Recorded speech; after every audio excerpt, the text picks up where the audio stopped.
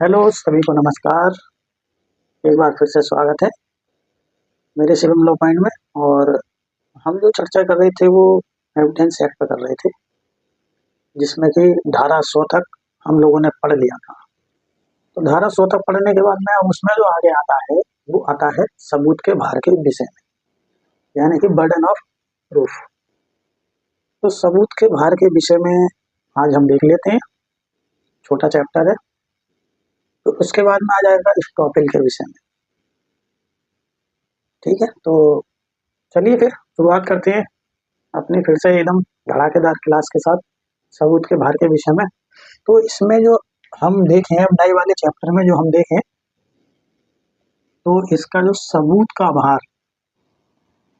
यानी कि burden of proof का जो चैप्टर है वो चैप्टर 8 अध्याय 8 इसके अंदर। फिर इसके अंदर हम देखेंगे अब धाराएं। चैप्टर ध्यान रखना है क्योंकि कभी कभी चैप्टर पूछ लेता है कि सबूत के भार से संबंधित चैप्टर कौन सा है। तो धारा अध्याय 8 है इसमें, और पुराने वाले में जो था वो अध्याय 7 था, यानी कि ओल्ड में क्या था, ओल्ड में चैप्टर 7 था। ये हमको ध्यान से याद रखना है, काफी याद रखने वाली चीज है। फिर इसके आगे हम चलते हैं सबूत के भार के विषय में। जब पढ़ेंगे हम तो नए वाले एक्ट की जो धारा है वो धारा 104। तो धारा 104 हमारी बताती है सबूत का भार, यानी कि सबूत का भार किस पर होगा, इस बारे में चर्चा करती है। कौन सी धारा 104। तो सबूत का भार किस पर होगा इस बारे में बताया गया है धारा 104। तो सबूत के भार के विषय में अगर हम देखें तो सबूत का भार अभियोजन पक्ष पे सदैव होता है। अभियोजन पक्ष को यह सिद्ध करना होता है कि इसने ऐसा कार्य किया है। अब इसमें होता क्या है, इसमें क्या होता है कि जैसे कि एक दृष्टांत है, इसका दृष्टांत के थ्रू आप समझ जाए। ए है, ए ने बी पर एक बात किया, उसमें ए ने कहा कि बी चोर है। बी कौन है, बी चोर है। अब ये ए जो है ये चाहता है कि जो कोर्ट है, जो न्यायालय है, वो एक ही बात पर भरोसा करे कि बी चोर है। लेकिन यहाँ पर ए को ये सिद्ध करना होगा कि बी चोर है। सिद्ध कौन करेगा, ए करेगा कि बी वाकई में ही चोर है। तो इसी के लिए बताया गया है धारा 104 में सबूत का भार। सबूत का भार हमेशा अभियोजन पक्ष पर होता है, ये साबित करने के लिए कि ऐसा अपराध उस व्यक्ति ने किया है। सिद्ध करने का भार हमेशा अभियोजन पक्ष पर ही होता है। तो ये है हमारी धारा 104। वहीं हम देखें पुराने वाले एक्ट की धारा, तो वो है 101। 101 रुपए या 101 है ना, 101 का बहुत सगुन होता है, तो 101 रुपए या 101। तो ये है धारा 104 सबूत के भार के विषय में। ठीक, अब आते हैं हम धारा 105 पर। अब धारा 105 क्या कहती है, धारा 105 कहती है सबूत का भार किस पर होगा। तो सबूत का भार किस पर होगा ये बताया गया है धारा 105 में।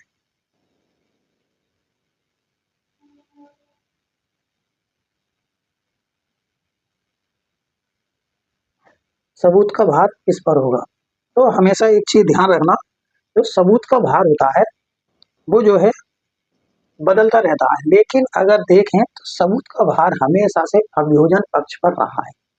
अभियोजन पक्ष ये साबित करता है कि हाँ उस व्यक्ति ने ऐसी घटना करी है, ऐसा अपराध किया है, हमारे विरुद्ध ऐसा कार्य किया है। ये सदैव एक अभियोजन पक्ष पर ही ऐसा भार रहता है। तो इसी को देखते हैं।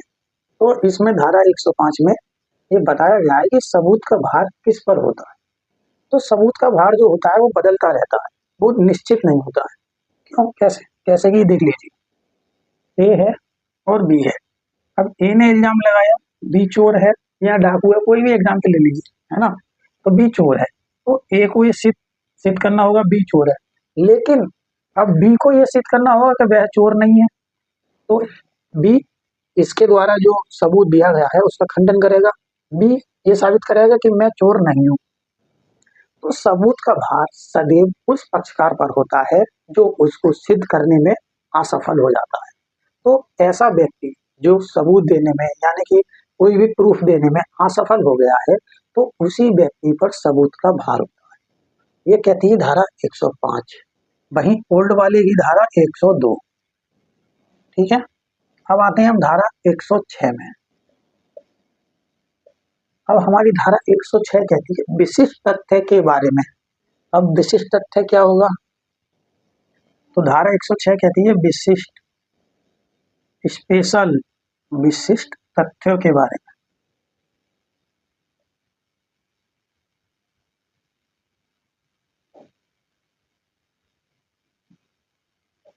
विशिष्ट तथ्यों के बारे में सबूत का भार, ये कहा गया है धारा 106 में।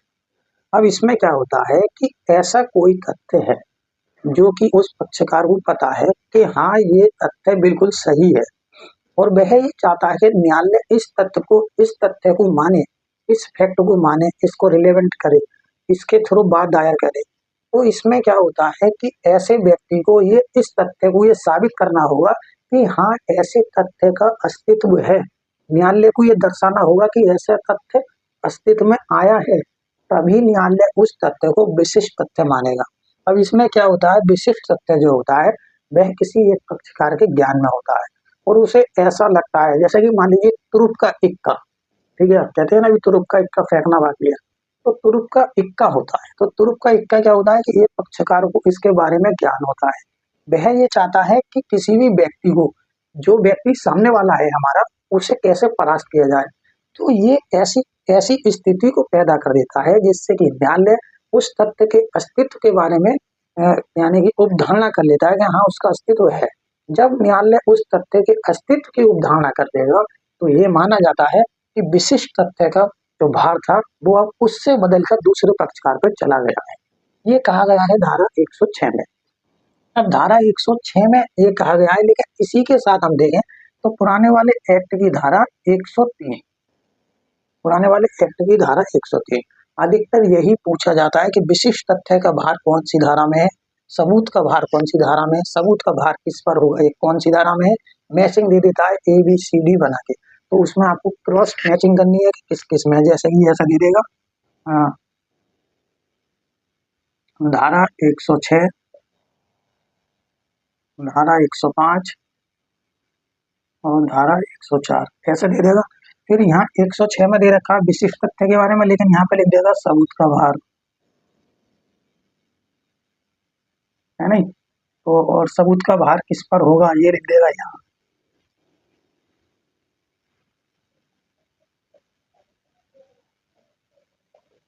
सबूत का भार किस पर होगा, फिर इसमें लिख देगा आपके विशिष्ट तथ्यों के बारे में सबूत का भार, विशिष्ट तथ्यों के बारे में। अब वो कह देगा इनमें कौन सा सही नहीं है, तो इसमें आपको देखना है, लेकिन इसमें ऑप्शन जब वो देगा ना कौन सा सही नहीं है, तो पहले ये सिक्वेंस में लगा के देगा। ठीक है, सिक्वेंस मतलब जैसे भी हैं इन्हें ऐसे की ऐसे उतार देगा, फिर कहेगा इनमें कौन सा सही नहीं है, कोई एक गलत धारा दे देगा नीचे, उसमें आपको देखना है कि ये सही नहीं है। ठीक है, लेकिन इसमें क्या कहेगा, निम्नलिखित को सम्मिलित कीजिए या उनको उनको जो है एक क्रम में लिखिए या उनका सही क्रम लिखिए, ऐसे कह देगा। तो अब इसमें सही क्रम हमें देखना है, तो हमारा धारा 106 में विशिष्ट तथ्यों के बारे में बात की गई है, तो हमारा धारा 6 का जो विशिष्ट तथ्य है, यहाँ ABC डाल लेते हैं, तो विशिष्ट तथ्य हमारा AJ हो गया। ठीक है, धारा 105 हमें देखना है साहब, धारा 105 क्या कहती है, सबूत का भार किस पर होगा, तो इस पर होगा, सबूत का भार इस पर होगा। वहीं धारा 104 सबूत के भार के विषय में ऐसे, तो ऐसे ही क्वेश्चन देगा, ऐसे ही क्वेश्चन देगा, ऐसे ही पूछेगा। तो इसी तरीके से ध्यान रखना है कि कौन सी धारा किससे रिलेटेड है। तो ये पुरानी वाली धाराओं से अधिकतर पूछता है, और अब नया एक्ट लागू हो गया है तो नए एक्ट की भी धारा इसमें कोई डाल देगा, लेकिन इतनी नहीं डालेगा, है ना। बहुत से बहुत 10%, 10 नंबर का एविडेंस एक्ट आएगा, उसमें से 2 सवाल डाल देगा, 172, इससे ज्यादा नहीं करेगा। फिर हम आते हैं आगे धारा 107 पे। तो धारा 107 क्या कहती है हमारी, धारा 107 कहती है वे तथ्य, कौन से तथ्य, जिनको साबित किया जाना हो उसे साबित करने के बाद। तो धारा 107 में, धारा 107 में तथ्यों को साबित करने का भार, साबित करने का भार, तथ्यों को साबित करने का भार धारा 107 में बताया गया है। ठीक है, ज़्यादा इंपॉर्टेंट नहीं है लेकिन ध्यान रखनी है। फिर आता है धारा 8, धारा 108। तो धारा 108 कहती है हमारी अपवादों, धारा 108 कहती है हमारी अपवादों के अंतर्गत। अब अपवाद क्या होंगे इसमें, अपवादों के अंतर्गत तो अपवाद जो होंगे, पहले हमारी आईपीसी में जो रिलेटेड अपवाद थे उनमें जो अपवाद है उसको शामिल किया गया, लेकिन अब जो लागू है वो है बीएनएस, भारतीय न्याय संहिता। ठीक है, तो ये ध्यान रखना है, अपवादों के अंतर्गत धारा 108 है नए वाले एक्ट की, वहीं पुराने वाले एक्ट की धारा 105। ठीक है, अब इसके आगे चलते हैं धारा 110 पे, इंपोर्टेंट धारा। ठीक है, तो धारा 110 कहती है हमारी उस व्यक्ति की, इस व्यक्ति की, उस व्यक्ति की मृत्यु साबित करने का भार जो 30 वर्ष या उसके अंतराल जीवित था। तो धारा 110 में कहा गया जो 30 वर्ष या उसके अंतराल में जीवित था। वहीं ओल्ड वाले एक्ट में धारा 107 है। तो उस व्यक्ति को साबित करने का भार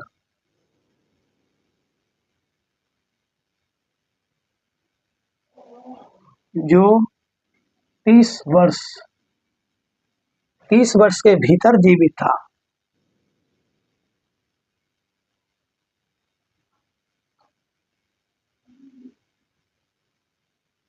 अब इसमें जो हमें याद रखना है वो सिर्फ ये याद रखना है 30 वर्ष के भीतर जीवित था, तो उस व्यक्ति के बारे में सबूत का भार किस पर होगा, तो उस व्यक्ति के बारे में सबूत का भार उस व्यक्ति पर होगा जो व्यक्ति ये कहता है कि उस व्यक्ति को मैंने देखा है, जीवित देखा है, कहाँ देखा है उसको दर्शाता है। तो इस बारे में सबूत का भार उस व्यक्ति पर आ जाता है जो ये कहता है कि वह व्यक्ति जीवित है, तो उसे उस व्यक्ति को जीवित साबित करना होगा। जैसे हम देखते हैं ए बी की मृत्यु हो जाती है, बी मर गए। ठीक है, 30 साल से इनके बारे में कुछ भी कोई नहीं जानता, उस शहर का, उस स्थान का कोई भी बच्चा हो, कोई नहीं जानता कि हाँ ये जीवित है या मर गया। लेकिन यह 30 वर्ष से अधिक व्यक्ति गायब हो जाता है तो ये धारणा कर ली जाती है कि वह खत्म हो गया, यानी जीवित नहीं था। ठीक है, तो यहाँ पे क्या होता है, अब धारा 107 में ये कहती है कि इसका भार किस पर होगा। तो ये कहता है कि मैंने उसे चेन्नई में देखा था, कहीं भी कोई भी स्थान ले लीजिए, ये कहता है कि मैंने बी को चेन्नई में देखा था, लद्दाख में देखा था, कलकत्ता में देखा, मद्रास में देखा, मुंबई में देखा, दिल्ली में, कहीं भी देखा, ये कहता है मैंने उस व्यक्ति को वहां देखा था। तो ये साबित करने का भार कि बी जीवित है किस पर होगा, ए पर होगा। तो ये बहुत इंपॉर्टेंट चीज है। तो धारा 110 में केवल यही ध्यान रखने वाली बात है कि 30 वर्ष के भीतर वह व्यक्ति जीवित था। आपको की पॉइंट में केवल 30 वर्ष को पकड़ के रखना है। तो 30 वर्ष के भीतर वह व्यक्ति जीवित था, धारा 110। पुराने वाले एक्ट की धारा 107, ध्यान रखना है, पुराने वाले एक्ट की धारा 107 पूछेगा, पुराने वाले एक्ट की ही पूछेगा, नए वाले एक्ट का ज्यादा कुछ नहीं पूछेगा। तो धारा 107। ठीक है, अब ये हो गया हमारा जीवित व्यक्ति के बारे में 30 वर्ष के भीतर कुछ सुना गया या देखा गया उसके बारे में उपधारणा। ठीक है, ये हो गया। अब इसके आगे आते हैं हम धारा 108 पुराने वाले एक्ट की और नए वाले एक्ट की धारा 111 और यहाँ 108। ठीक है, तो इसमें क्या कहा गया है, ये कहती है कि ऐसा व्यक्ति जो 7 वर्ष के भीतर, हम अब ये आ गया 7 वर्ष, यानी कि यह साबित करने का भाग कि उस व्यक्ति के बारे में 7 वर्ष के भीतर कुछ सुना गया है, कुछ सुना नहीं गया। ठीक है, तो यहाँ हम लिख लेते हैं 7 वर्ष। 7 वर्ष, तो ऐसा कौन सा व्यक्ति होगा, तो ऐसा कोई व्यक्ति है जिसके बारे में 7 वर्ष के भीतर कुछ सुना ही नहीं गया है, उसको देखा ही नहीं गया है, किसी ने उसको नहीं देखा, कोई नहीं जानता कि वो व्यक्ति कहाँ है, तो उसके बारे में यह मान लिया जाएगा कि ऐसे व्यक्ति की मृत्यु हो गई है, कि ऐसा व्यक्ति जीवित नहीं है, ऐसा व्यक्ति मर गया है। तो इसके बारे में बात करती है हमारी धारा 111 कि 7 वर्ष के भीतर अगर किसी व्यक्ति के बारे में कुछ सुना नहीं गया है तो उसके बारे में प्रोविजन धारा 111 में दिया गया। तो वहां शॉर्ट में केवल यही याद रखना है, 7 वर्ष, धारा 111, पुराने वाले एक्ट की धारा 108 पूछेगा, पुराने एक्ट की ही धाराएं पूछेगा, नई की नहीं पूछेगा। नए एक्ट से अगर क्वेश्चन बनाएगा तो ज्यादा से ज्यादा 2 या 3 क्वेश्चन बनाएगा बस, उससे ज्यादा क्वेश्चन नहीं बनेगा। वहीं हम नेक्स्ट धारा पर चलते हैं, धारा 113। पुराने वाले एक्ट की धारा 110, इनमें 3 का अंतर चल रहा है, 3 का अंतर है इसमें, ठीक है। तो धारा 113, तो धारा 113 क्या कहती है, हमारी स्वामित्व के बारे में, सबूत के बाहर की बात करती है, स्वामित्व का, स्वामित्व के बारे में। स्वामित्व के बारे में कैसे, जैसे कि कोई बिल है, ठीक है, कोई बिल है, कोई रजिस्ट्री है, उसके बारे में कि उस संपत्ति पर, उस जगह पर किसका हक है, इसके बारे में बात करती है हमारी धारा 113। तो स्वामित्व के बारे में जब बात आई तो धारा 113, इसमें केवल याद रखना है स्वामित्व, ये की पॉइंट, मैं की पॉइंट बता रहा हूँ, ठीक है, बहुत ध्यान से याद रखना है की पॉइंट। स्वामित्व पूछेगा धारा 110, ठीक है, और नए वाले एक्ट की नहीं पूछेगा, जहां तक धारा 110 ही पूछेगा, पुराने एक्ट की, ठीक। फिर इसके बारे में अब हम नेक्स्ट धारा पर चलते हैं, वो धारा 116। 116 बहुत इंपॉर्टेंट धारा है। नए वाले एक्ट की जो धारा है वो है धारा 116, और पुराने वाले एक्ट की जो धारा है वो है धारा 112। तो नए वाले एक्ट की जो धारा 116 में है, उसमें कहा गया है कि विवाह की स्थिति के दौरान बच्चे का जन्म होने के बारे में अवधारणा, या विवाह की स्थिति के दौरान बच्चे का जन्म होने के बारे में अवधारणा के बारे में बात कही गई है, ठीक है। तो पुराने वाले एक्ट की है धारा 112 और नए वाले एक्ट की है धारा 116, ठीक है, धारा 112 और धारा 116। तो ये कहती है विवाहित स्थिति के दौरान बच्चे का जन्म होना, स्थिति के दौरान,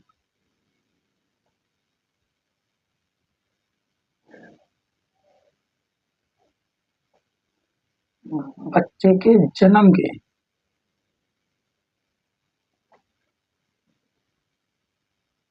वैधता के बारे में, ठीक है। तो धारा 112 यानी कि पुराने वाले एक्ट की धारा 112 और नए वाले की धारा 116। तो इसमें क्या कहा गया है कि ऐसा कोई कपल है या ऐसा कोई व्यक्ति है जिसकी शादी हुई है, लेकिन शादी के कुछ दिन बाद ही कोई बच्चा हो जाता है, उसकी वैधता के बारे में यहाँ बात की गई है। तो उसकी वैधता के बारे में जो बात की गई है, तो उसमें ये कहा गया है कि विवाहित स्थिति के दौरान में, जो भी विवाह की स्थिति के दौरान जन्म होगा, उसका धर्मजत्व होगा, उसके बारे में अवधारणा क्या होगी, तो उसको निश्चायक सबूत मान लिया जाएगा। जैसे कि अब ए की शादी बी से हुई और ए ने शादी के 6 माह बाद ही बी को जो है डिवोर्स दे दिया, ठीक है, डिवोर्स दे दिया। और डिवोर्स देने के बाद में होता क्या है कि डिवोर्स देने के बाद में बी जो है डिवोर्स के, यानी कि डिवोर्स देने के 280 दिन के भीतर, यानी कि 280 दिन से पहले क्या करती है, बच्चे को जन्म देती है। किसने, बी ने बच्चे को जन्म दिया डिवोर्स के 280 दिन के बाद, या 280 दिन के भीतर डिवोर्स होने के बाद 280 दिन के भीतर बच्चे को जन्म दिया, किसने, बी ने। तो यहाँ पर कोर्ट ये मानेगी कि ये जो बच्चा है वो ए का है। तो यही कहा गया है धारा 116 में कि विवाहित स्थिति के दौरान में बच्चे का जन्म होना, उसके धर्म के बारे में, उसके धर्मजत्व, उनके पिता के बारे में, कौन उसका पिता धर्मजत्व होगा, उसके बारे में प्रावधान किया गया है धारा 116 में। तो वही धारा 116 में ये बताया गया है कि 280 दिन के दौरान, 280 दिन के भीतर अगर ऐसे बच्चे का जन्म होता है तो बच्चा वैध होगा, धर्मज होगा। इसके बारे में प्रोविजन है धारा 116 में और ओल्ड एक्ट की धारा 112 में। अब हम आगे आते हैं धारा 117। तो हमारी जो धारा 117 है वो कहती है कि किसी विवाहित स्थिति के द्वारा आत्महत्या के लिए दुष्प्रेरणा, क्या कहती है, दुष्प्रेरणा के बारे में। वही पुराने वाले एक्ट की धारा 113A, ठीक है। तो इसमें क्या गया है कि विवाहित स्थिति के दौरान,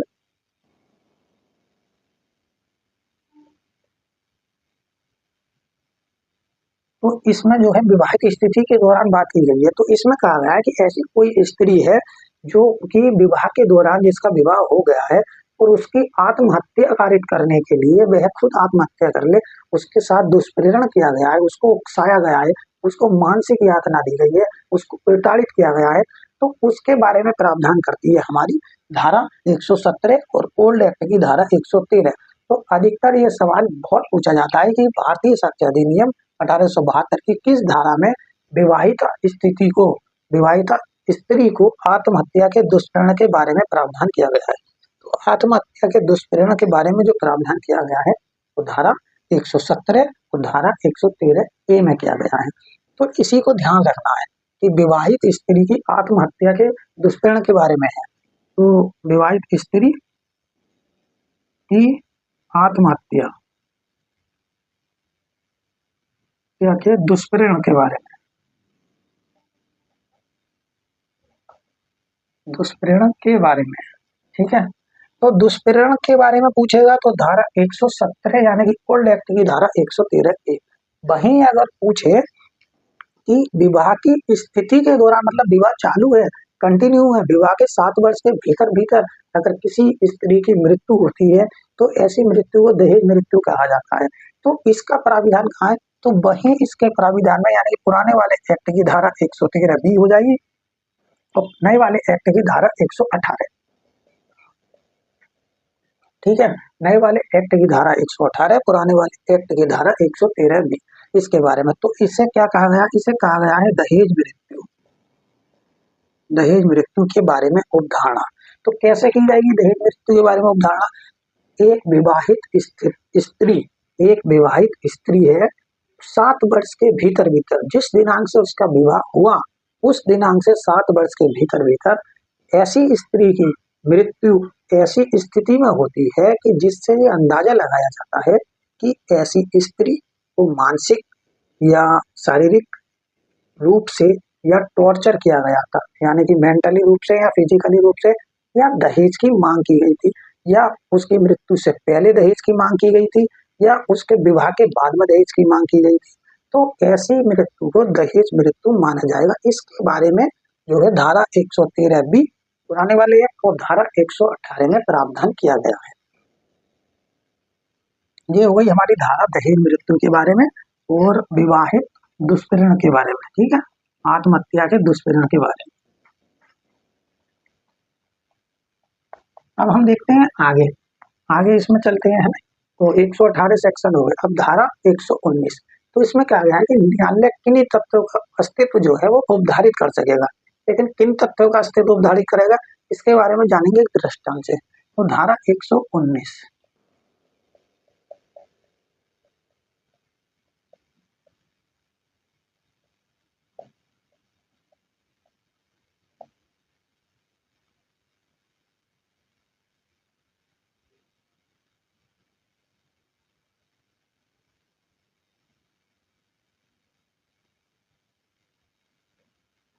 न्यायालय किन्हीं तथ्यों का अस्तित्व जो है उसको उपधारित करेगा, इसके बारे में प्रोविजन धारा 119 में क्या गया है।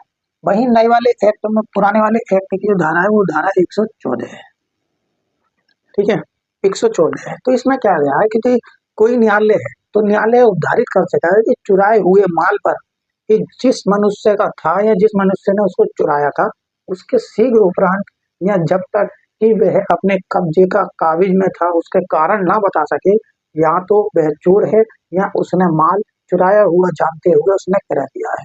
कैसे देखो दृष्टांत, तो दृष्टांत हमारा ए है, ठीक है, ये बी है।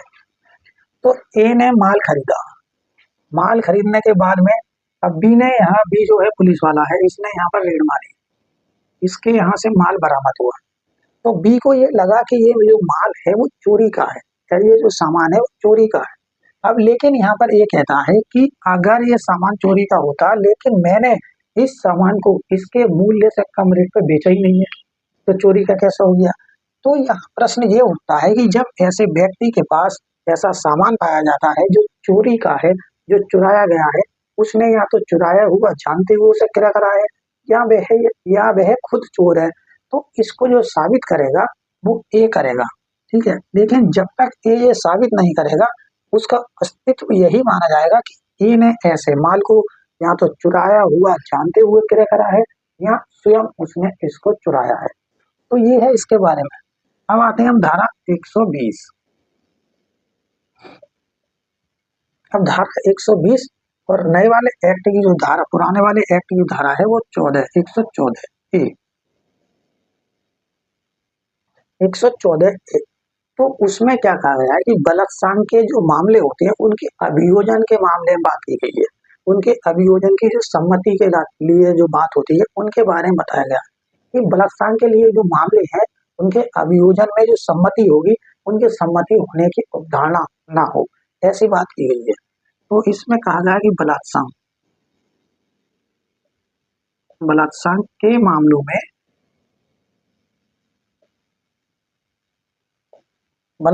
के मामलों में ठीक है, इसके आगे अभियोजन में सम्मति ना होने की अवधारणा, मामलों में अभियोजन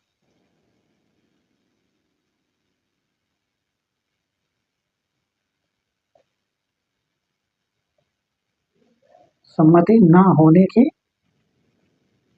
अवधारणा।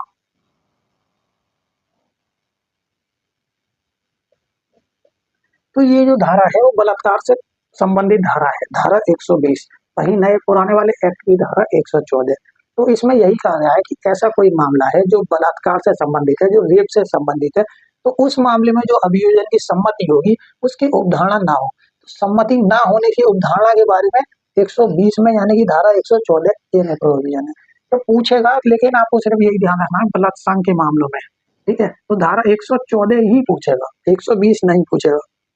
लेकिन नए वाले एक्ट की है तो याद भी रखनी है, क्योंकि कहीं भी कोई भी कार्य पढ़ सकता है एविडेंस के, क्योंकि अब तो नए वाला एक्ट ही लागू है तो उसी को ही पढ़ना पड़ेगा, ठीक है। लेकिन अभी कुछ समय के लिए, कुछ समय तक पुराने एक्ट की ही धाराएं पूछी जाएंगी, क्योंकि कोई भी कानून नया आता है तो एकदम से अमल में तो आ जाता है, लेकिन उसको पढ़ना बहुत ही जटिल होता है। जो एक जमाने से हमारे व्यवहार में चीज चली आ रही है उसको तुरंत ही निकाल देना आसान नहीं होता है। इसीलिए अभी जो एग्जाम होगा उसमें पुराना ही मैटर पूछा जाएगा, नया मैटर बहुत कम पूछा जाएगा। 1, 2 या 3 क्वेश्चन से ज्यादा क्वेश्चन नए नहीं मिलेंगे, मिलेंगे तो सिर्फ पुराने। तो इस चीज को ध्यान रखना है। तो ये हो गया धारा 120 बलात्कार के विषय में। अब जो हम आगे पढ़ेंगे वो पढ़ेंगे स्टॉपेल के विषय में, यानी कि निबंध के विषय में, जो अध्याय 8 है, ठीक है। लेकिन उसके बारे में बात करेंगे कल, है ना। अध्याय 8 इसका मतलब अध्याय 7 है, ठीक है। दोनों एक्ट का अध्याय 7 7।